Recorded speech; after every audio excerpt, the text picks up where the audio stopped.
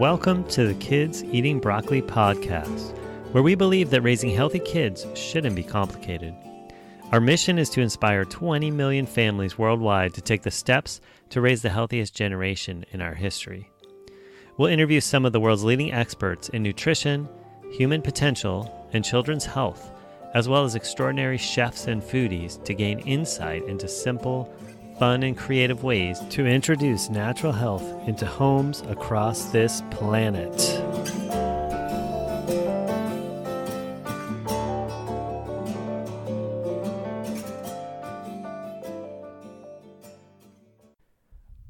Some exciting news to share with everyone. I have teamed up with one of the most dynamic people in the ADHD, autism, chronic illness, natural healing world. Her name is Jen Kozek, and she's the author of Healing Without Hurting and the kids' book, A Healthy New Me and ADHD Free.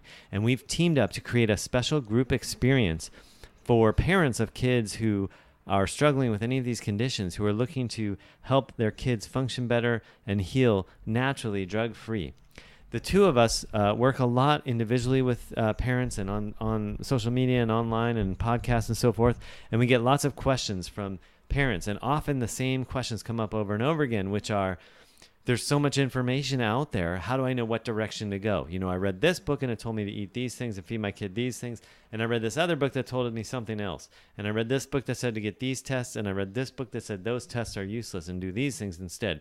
So we decided that what would be a valuable service would be to team up together, bring our own strengths, mine from the natural health, nutrition, neurology world, she's a practicing psychotherapist, and the mom of two kids who she's helped heal from these types of conditions naturally. So we have a lot of awesome background to bring to the table to really support parents like you. And our goal is to be able to lead you through step by step and be able to give you feedback along your journey. So the format is primarily a closed Facebook group, and it has a totally affordable monthly fee because we wanted to make it accessible and affordable for many people to be involved so we could get out there and make a difference, because both of us have the mission of impacting a huge number of parents and kids in this world and make the next generation the best generation. I am going to put the link in the show notes. So if you're not listening on the kidseatingbroccoli.com website or kidseatingbroccoli.podcast.com website, go there, find the show notes for this episode, and you'll find the link to find out more about the group, to sign up. I highly encourage you, and thank you for listening. We have Dr. Jason Dean from Revolution Health, and he's going to share with us his story, his unique perspective, and how he put that all together to be able to help us and help you live a healthier life and help your kids live a healthier life. So thanks so much for joining us. And I'd love to just throw it to you, Doc, and have you tell us a little bit about your story and your background, how you got to be doing what you're doing today. Awesome. Well, I appreciate it. First off, thank you for having this, because I don't think enough people are waking up to what's really going on out there. And the ADD, ADHD phenomenon, and I would say epidemic at this point. I mean, I did a promo video for the whole show yesterday, and, you know, to know that the CDC and the APA are actually calling out like 15% of the child population now they call as ADHD or ADD, whatever you want to call it. And we're spending $42 billion a year just in this industry alone. So thank you for putting this on, because obviously it's a big problem. It's a thing that needs attention, and we need to get to the root cause of why this is all happening. So kudos to you for doing this. And I guess now I get to bring the edge since I'm starting this off with you, but also my personality is very like in your face, what's going on with this. And I'm like that because honestly, and I'll dive into my story here, is because I say like this, I put my fingers together, I was this close to going down a very bad road that I didn't even know at the time. And so it's funny because now I'm a doctor, but when this actually occurred was in my mid-20s. And, you know, I grew up kind of a tumultuous childhood. So parents divorced, was not necessarily the greatest dynamics in the world, I guess you would say. And so a lot of stress right from the beginning in childhood. And there's a moment I go back to, which was my mom, who actually is a recovering, I think, 15-plus year drug and alcohol addict now. She's recovered and sober and doing very well. She used to do really good. She worked like 3 jobs, but she still fed me really well. She didn't feed me any junk, any garbage. And it was funny, the day I turned 16 years old was the day I went and got my first job. And I remember getting my first paycheck, and I came home with like double fist hands full of candy bars, soda, Mountain Dew, you name it, because now I had my money, and my mom said, you buy it with your own money. I'm not buying it for you. You're going to eat what I put on the table. And so that's really kind of where it started. But fast forward, my mid-20s, I was having heart attack symptoms. And I mean like physician textbook heart attack symptoms, like down the arm, shoulder, chest tightness. I literally felt like an elephant was sitting on my chest at all times. And very anxious, super anxiety. I would call mild depression. I wouldn't call it major depression, but mild depression. But the chest tightness and the stress and the heart attack feel, and keep in mind, I had a family history of heart attack, heart disease in the family. And so I was a little scared about that because I wasn't a doctor at the time. I had no clue on healthcare. And there were nights that I was having such bad panic attacks that as a guy, I don't really like to admit this, but there were nights where I went to bed just bawling my eyes out for no reason whatsoever, just scared to death, and not actually knowing if I was going to wake up the next morning. Like, that's how bad it was. And I remember going to a primary care physician just because of the heart attack feel. I wanted to go. I lived in Boston at the time, and the doctor literally just asked me really quick, like, do you ever get anxious? Do you ever have anxiety? Like the simple, most quote unquote innocent question, I guess you'd say. And I said, yeah, I get anxious. And she literally, with no diagnostic test, whatever, sent me over to a psychiatrist. And I literally had maybe 2 visits, about 15, 20 minutes each. And then he put this questionnaire in front of me on the second visit. And I remember it being like 10 questions or something like that, multiple choice. And, as physicians, we've taken plenty of tests in our life. So it wasn't that it was a hard test. It was the way it was set up. Questions like, if someone walks in a room while you're taking this test, do you look up? And, I do. I mean, if I'm giving a presentation now and somebody walks into the room, I look up really quickly. You're looking for your environment, making sure everything is safe. But in their world, that was a deficit, like disorder deficit. So like you were distracted, you were not paying attention, you were daydreaming, whatever it was. And they actually ended up diagnosing me with the 98th percentile of ADD, ADHD, and they put me on Adderall and Zoloft. And so literally I went home. I didn't know anything about those medications. I didn't know one is basically prescription meth. Like Adderall is a legal form of meth, essentially. And so I took them home. I've never done a drug in my life, so I don't really know what high is. I took those, and at 26 years old, I'm cleaning my apartment until 4 a.m. on a Saturday morning. Like just intense, like not really in my body, feeling really strange. Now, luckily, I took myself off after 1 pill of each because that didn't feel right to me. And that's why I always say I was one step away from literally going down this really dangerous paradigm, because as you and I know, you don't just take people off these medications if they've been them on long term, because they are technically a narcotic. And then fast forward later on, basically I got myself healthy by nutrition. So healthy nutrition totally changed my lifestyle. I cut all sugar out, and chiropractic care, because at this point I'm a doctor of chiropractic. I do nutrition muscle testing in my office called nutrition response testing, and now I get to help all of those kids and parents that come in who literally have had the same thing as I had. So it's a real gift. It's an honor for me to be able to literally help people change their lives every day over something that really almost took me out as well.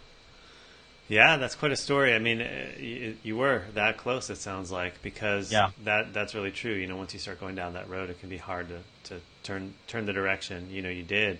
So in our pre-chat, you were saying that, or even in the story, I guess you told us, you weren't really in the health field.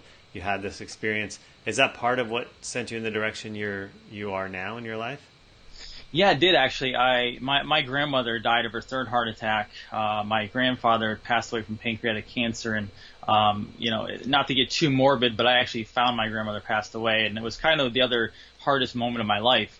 But basically, at the point, I didn't know what I was going to be doing. I actually went into the sports industry. I was doing stuff there, but later on, I actually met my wife back in 2005, and she was already a chiropractor.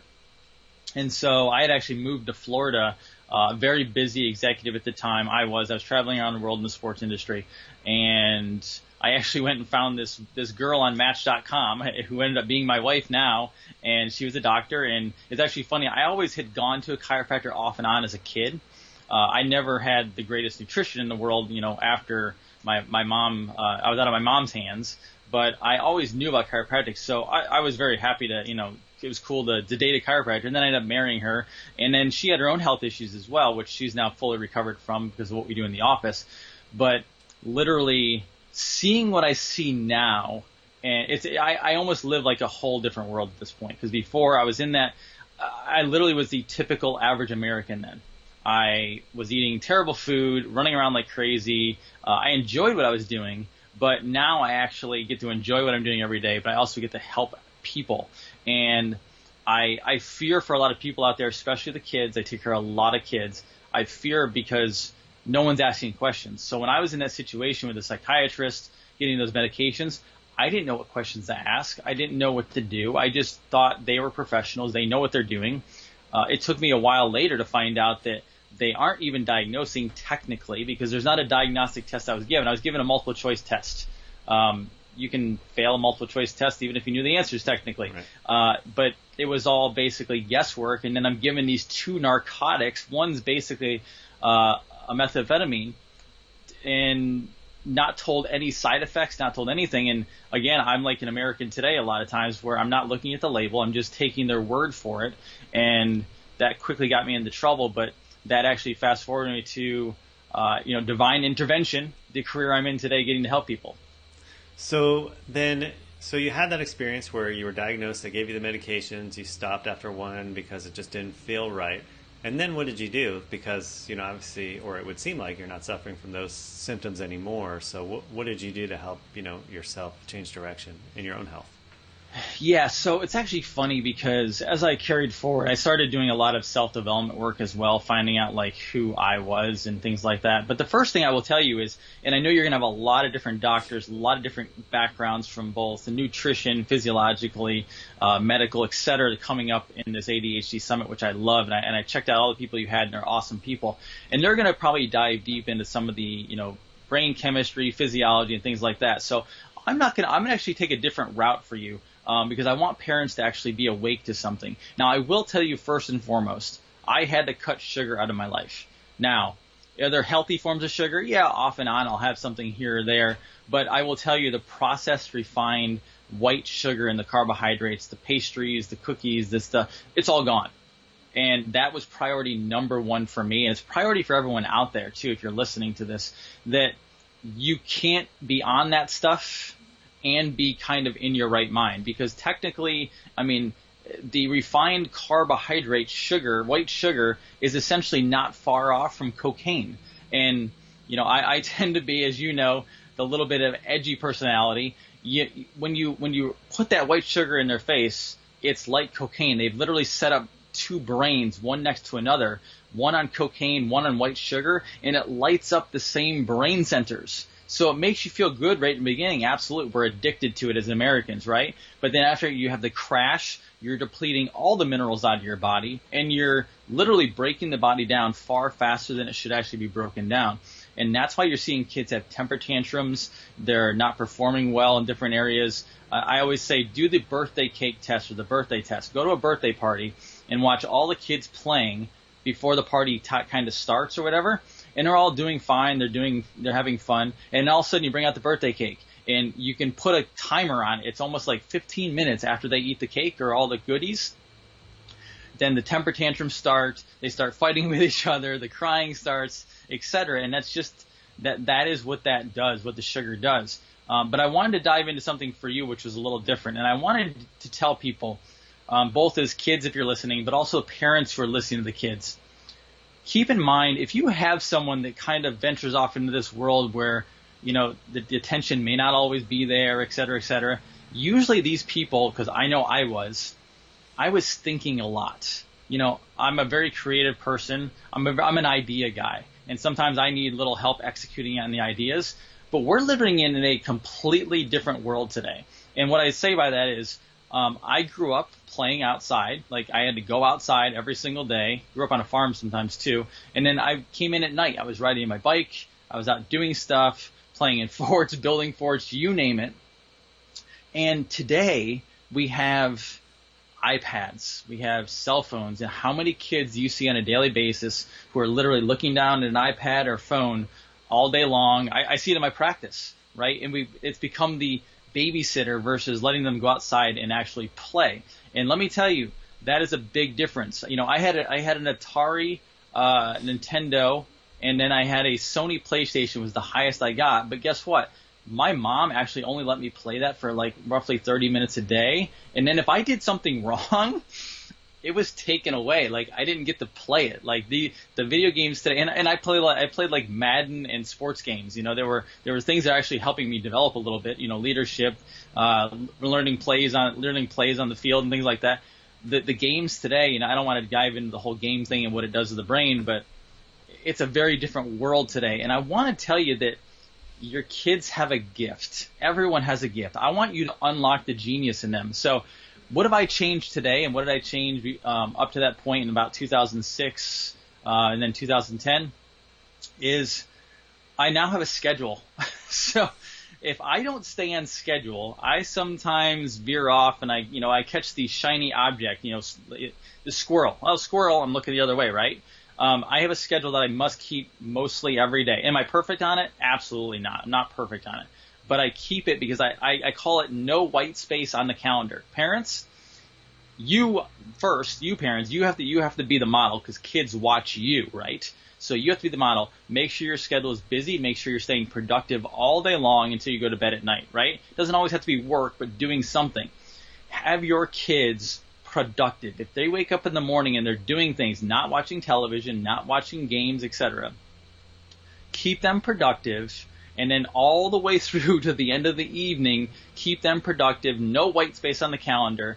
I guarantee you're going to start seeing different things out of them because we tend to get in trouble. We tend to do things we shouldn't be doing when we have too much time on our hands, and I was no different at all. I mean, kids are getting screened in schools at this point, right? Kids are getting screened for mental health issues in school. Hey, Doc, were you able to sit still for, say, 6 to 8 hours a day when you were in school, or were you looking outside in that window with like the play area and like freedom? Yeah, I had the hardest time, and I know that in a lot of schools they're cutting back on some of those things that you got to get out and move, certainly gym class, music, art. Even some schools are pulling out recess and that type of stuff. So, yeah, I mean, and I had all that stuff, and it was still tough to sit still for, a couple classes in a row. And right. Especially to your point, the classes that I had no interest in what I was being taught, or I had a really boring teacher. I mean, there were a lot of variables that made it almost unbearable to sit still, for the hour or whatever the length of the time the class was. For sure. Absolutely. And I mean, I again, you're the same thing. I had home ec. I had metal shop, wood shop. I didn't like those two, but I still took them and I learned something. And we had a pretty tough teacher who kept us in line. I had a football coach for a math teacher, and he was like the Vince Lombardi type. Like, they kept us in line. We had recess for about a half an hour a day, and yet I still sat in the class daydreaming to freedom out the window. And now we're expecting all these kids to sit, no music, no art, no home ec, none of these things, the creative outlet that we had, plus learning the basic essentials and things in life that we need to do. They don't have any of this today, but yet you're making them sit there, and then they have to take all these standardized tests that I didn't have to take. I took one SAT. I essentially almost failed it. And guess what? I still became a doctor, and I still help lots of people. And we have this paradigm that we think we have to keep all these kids in this little box. And it's just not true. What you need to do is you need to let them be creative. They need the creative outlets of art, music, etc., going outside, doing things. And I will tell you, if you do that and you feed them well and keep them off the medications, you will see the hidden genius in all of these kids come out, because guess what? They all have the genius. They're all ideas. I can come up with 20 different ideas a day and write them all down. And as long as I'm focused on that, I don't get distracted by everything. And so when you're talking about having no white space, just sort of a question comes up, and I kind of think I know your answer, but Because you also talked about playing outside a lot as a kid. I mean, do you schedule that into your kid's schedule, like playing outside from 3 to 6 or whatever it is? Yeah, so it's funny. I have a daughter who is now she'll be 5 years old in a couple weeks, and she gets up in the morning. She actually is up like this at 7 a.m., and she goes out, and we actually try to do some art and stuff with her.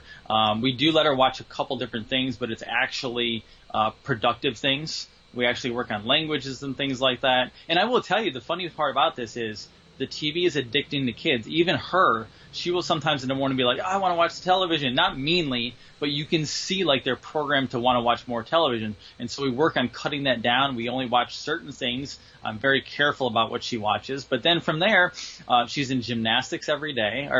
She's in gymnastics once a day. She's in ballet once a day.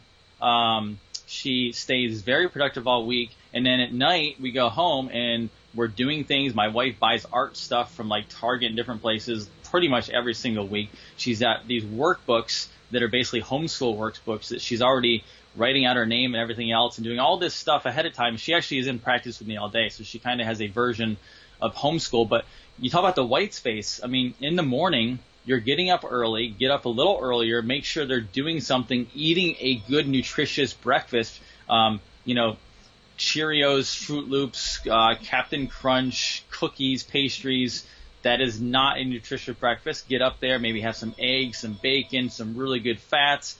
Set them on their day to where they can actually use their brain. They're in school all day, so that's fine. I get it. They're going to be busy. But when they get home, let's get family time back. Let's actually have dinner at the dinner table. Ask them some questions. If they have homework, get that done. And then, man, if you have a backyard, go out and play. Do some fun stuff. But no white space is literally if you're just mulling around and sitting around for a half hour, an hour, and you have nothing to do, the video games pop in, but also their mind goes a little crazy and they find ways to maybe get attention or things that they shouldn't necessarily be doing. And you have to monitor that. That's why I say no white space. Just keep everyone very productive. It doesn't mean they have to be working. It just means you got to keep their mind on something artistic-wise. Find a good musical instrument they like to do. Your kids will know. They'll talk to you. They'll ask you questions. They'll want to learn stuff, but you have to put it in front of them. Gotcha. So let me just shift gears a little bit because you mentioned a couple of the things like what you do, in your practice, and you mentioned chiropractic and nutritional response testing. Can you touch on, I have a couple other guests that are going to dive deep into the chiropractic side, not that you have to avoid that, but Sure. I'd be interested to share a little bit about the nutrition response testing, some of that stuff you do, and some of the results you see with kids in particular. Yeah, so we're a family practice, so it's my wife and I who's also a chiropractor, but we also have, I think we have 6 or 7 associates now who, a lot of them are just nutrition practitioners who do nutrition response testing. And in my world, nutrition response testing, so it's a form of muscle testing.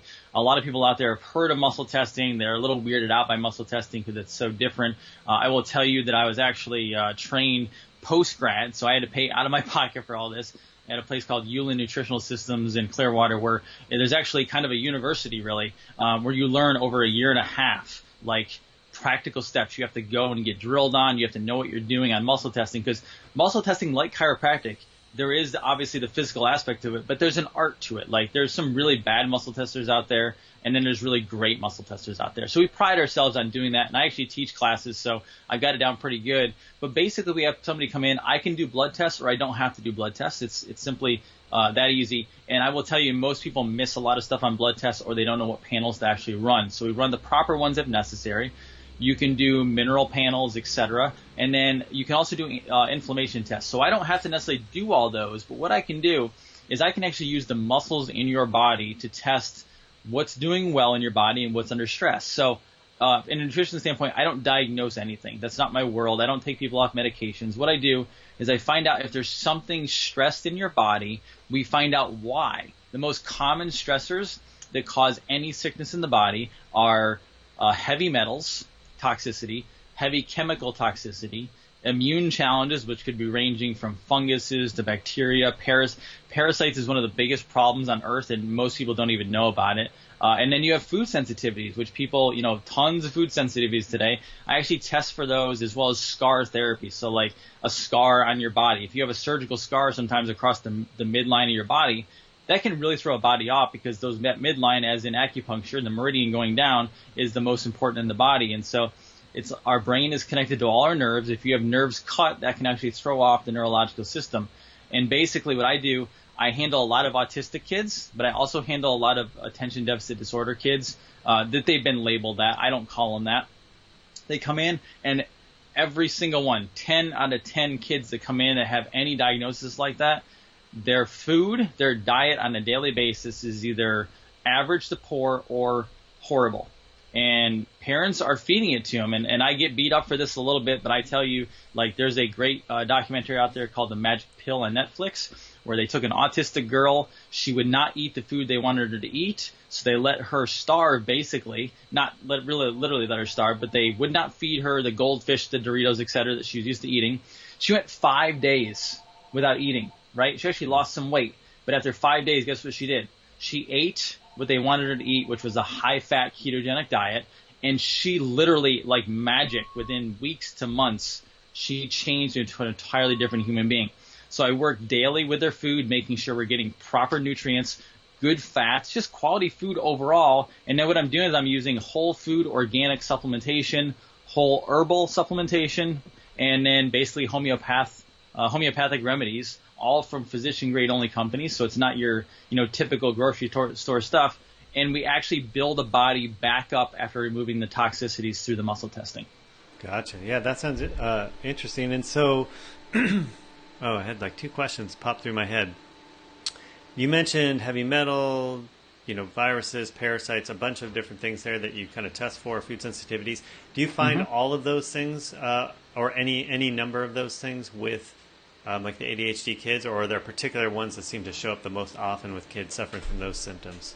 Most of the time with kids, I see a combination, definitely food sensitivity, just because they're eating a lot of grains, not just the sugar, but grains, soy, corn. And at this point, most of us know in the health profession that I would say about 100% now of your grains and your soy are, for the most part, genetically modified, have glyphosate all over them. If you don't know about glyphosate, go look that up. I don't want to go into it too deep, because that's a whole other seminar on its own, or a whole other presentation. But I definitely find, from an immune standpoint, sometimes you have BPAs and things like that, the chemical that comes off plastic. I see parasites a lot. I'm going to tell you right now, well over 90% of the American population, but I would say the world, deals with parasites at some level or another, and to the point where it's out of control. And basically, we handle parasites, whether they're large or small parasites in the body. They can be microscopic. But at the end of the day, too, we have to heal the gut, because the gut has just been absolutely destroyed. So that can make bacteria go way off. A lot of kids' stomach aches today. A lot of ADHD kids have stomach aches today. You have literally the gut-brain axis, and their gut is off. It has a bad bacteria growing out of control. They have the bad form of parasites growing out of control. They have a lot of skin issues. Anytime I've ever seen skin issues, I see a lot of skin issues in ADD, ADHD kids. You'll always see parasites and fungal type stuff. So yeah, there's a very common thread there. I see a lot of parasitic infections with people, and it's something they don't even necessarily know is there yet, because it hasn't become so bad that it's affecting them. I actually just finished up with a girl who's in her second year of college, local school here, big university, and she literally is head to toe broken out in a rash. She was diagnosed with the ADD, ADHD label, and literally we just started working on food and handling some parasite issues with her. In literally less than 4 weeks, her skin is well over halfway back to where it was supposed to be. The dryness has gone away. She's actually sleeping again. She was trying to crawl out of her skin. She felt so bad. And I see this a lot in ADD, ADHD kids. Yeah, wow. Yeah, that's remarkable. In 4 weeks to have that big of a change. That's really cool. Yeah. So let's see. Let me ask one more question in this direction. So nutrition response testing, is that something that there are a lot of people doing? Would people in different areas, would it be easy to find somebody who does that, or is it kind of obscure? No, it's growing. Obviously, it's not 60,000 chiropractors like I would love to see it, obviously. It's a smaller niche market, but you also have a lot of muscle testers out there. But actually, what I'll do for you is a practitioner actually created a map. A Google map literally has little flags all over the area of the country where there are practitioners that do this. And so they're more than happy. And at the end of I know I'm gonna give you my Facebook information so people can actually direct message me, and I can send over some PDF and actual videos to them. But also I'll send that Google map out to them. More than happy to. And yes, they're all fantastic practitioners. They're amazing at what they do. A lot of them are chiropractors, acupuncturists, naturopaths. So you're getting somebody who knows the full scope of health.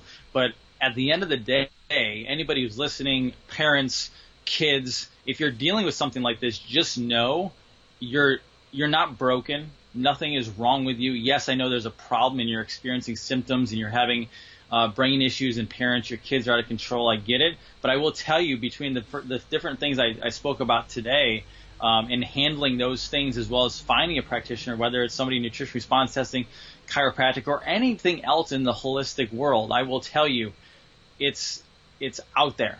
The internet is exploding with the information now. Everyone is waking up to this. If you reach out to people like us, we will point you in the right direction. We will get you in front of people that will help you get this under control. You just have to know that, one, you and your kids are not broken. They're not stupid. You're actually all geniuses, and we will get you down a path of healing correctly to be the person you actually should be.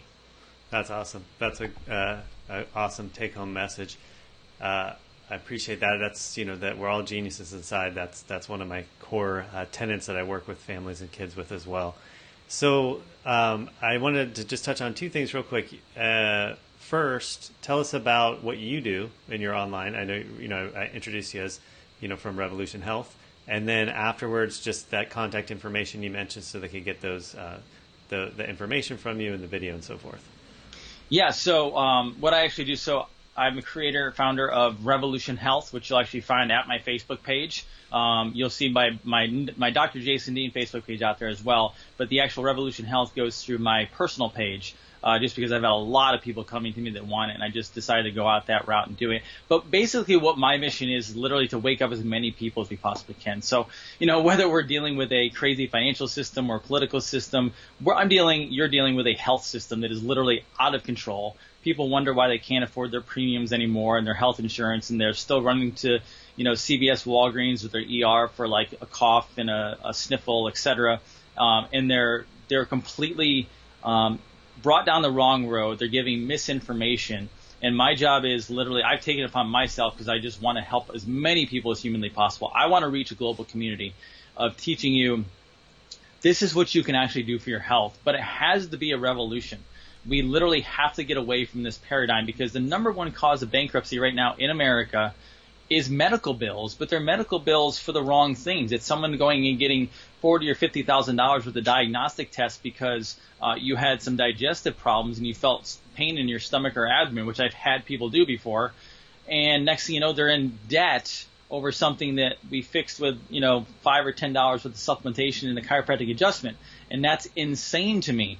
And so my job is actually, what I'm doing is I'm bringing forth not only my personal knowledge for you on how to get well, be better, but also help practitioners do it. And I interview pretty much at least a couple times a week someone in the health field as an expert, both from the natural health standpoint, but also as a medical standpoint, and giving you education on vaccines, genetic modified foods, glyphosate, chiropractic, what's going on in the world, what's going on politically. I mean, today, I'm literally at 2 o'clock today, I'm talking to a gentleman named Austin Bennett, who is a write-in candidate for the California State Senate, coming up against Senator Richard Pan. And if anybody knows who Richard Pan is, he is one of the guys who is literally kind of taking over communist California and trying to force mandatory vaccinations on all parents and all kids. I'm actually talking to him at 2 o'clock today. He's also going over medical kidnapping, which maybe people didn't even know was about. So it's about talking to people like that who are in the world right now, and they're literally trying to make an impact and revolutionize how this entire healthcare paradigm is put on us. Because right now, we're not living healthcare, we're living sick care, but we can now, with this medium, like what you're doing right now, what we're doing, we can literally change this thing. We have free media, and we can now defeat, or I shouldn't say defeat, because there is a time and place to save a life with a medication, but we're out of control right now with medication. It's the time to defeat this whole system that has blanketed us with their misinformation and honestly sickness. Yeah, totally. So people want to find out more and hear from these experts and stuff. They find you through your Facebook page, or what's the best way to do that? So actually go to, because the Facebook business pages there's a weird algorithm of Facebook if some people don't know that. So actually go to facebook.com/ it's NY Diener, like New York, NY Diener, my last name with the ER at the end of it. Go there. You will go. I have well over the 5,000 friends at this point, so I'm blocked from that. But do me a favor, follow it, and then we're actually building up the network channel as well. And so once you're there, you can actually even direct message me. I get back to everyone as fast as I possibly can, so you're welcome to do that. Go check that out. Follow and subscribe to that. I have a podcast out there as well, Revolution Health, on iTunes and Stitcher, all those, and it's on YouTube as well. It's all being uploaded, so you get more information constantly. And message me over the next week or so, and I'll actually send you over a link as well. But we get you like a PDF document of the things you can do on a daily basis to help yourself if you're dealing with ADHD or ADD, or your kids are, that you can do. And then I'll actually get you a link over to a video, just a presentation I've done, a little more background on me, and how you can actually prevent problems in your life healthcare-wise, and how you can actually be preventative in your healthcare going forward. Awesome. So I'll put the links below for your Facebook and also to the podcast, and then a note saying to direct message you if people want those resources that you're offering. Sure. And, just to stay in touch and be able to know when you're coming out with the different interviews. I know I've watched a bunch of your stuff, and it's always enlightening. You have like really interesting people that share, a lot of different insight and perspectives, and I learn stuff every time I tune into your show. So I think appreciate that. Everybody else will too. Awesome. I appreciate it. Yeah, well, you're welcome. Well, I appreciate so much you being on with us, kicking off the summit with us today. It's been great to get your perspective. And I think, some of the things you touched on, we will dive deeper into. We mentioned chiropractic. There's someone who's going to dive deeper into glyphosate and the GMO issue, nutrition, and some different things, even with more of sort of like some of the parenting side or how to structure your family life. So it was a great way to sort of kick it off, give us a good overview and some good insights and stuff to take forward. So I appreciate you taking the time with us today and sharing some of your knowledge and wisdom. You're welcome. Happy to help, and happy to be able to deliver a message with you to help a lot of people get healthier. Awesome. All right. You take care. And you too. We will continue later today. Our next interview is with Debbie Reber from Tilt Parenting, and she'll be at 1 o'clock Pacific time. And so be sure to tune in for that, anyone who's watching and wants to learn from Debbie. She has some awesome stuff to share from the perspective of sort of the parenting side, how to work with your differently wired kids. And I think it piggybacks right along with what Dr. Jason here was talking about, everyone being a genius and bringing that forward in our children. So tune in 1 o'clock Pacific today. All right, we'll see you then.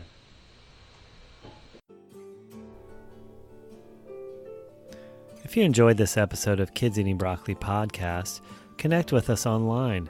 You can find us on Facebook at Kids Eating Broccoli Podcast or at Dr. Brad Ellisor DC. You can also go to our website, drellisor.com. That's DOCTORELLISOR.com. Go to iTunes and leave us a review and a rating, or on Stitcher. And be sure to keep in touch with us so you can hear the next episode. Sign up for our mailing list or like us on Facebook. You guys take care now, and let's make the next generation the best generation.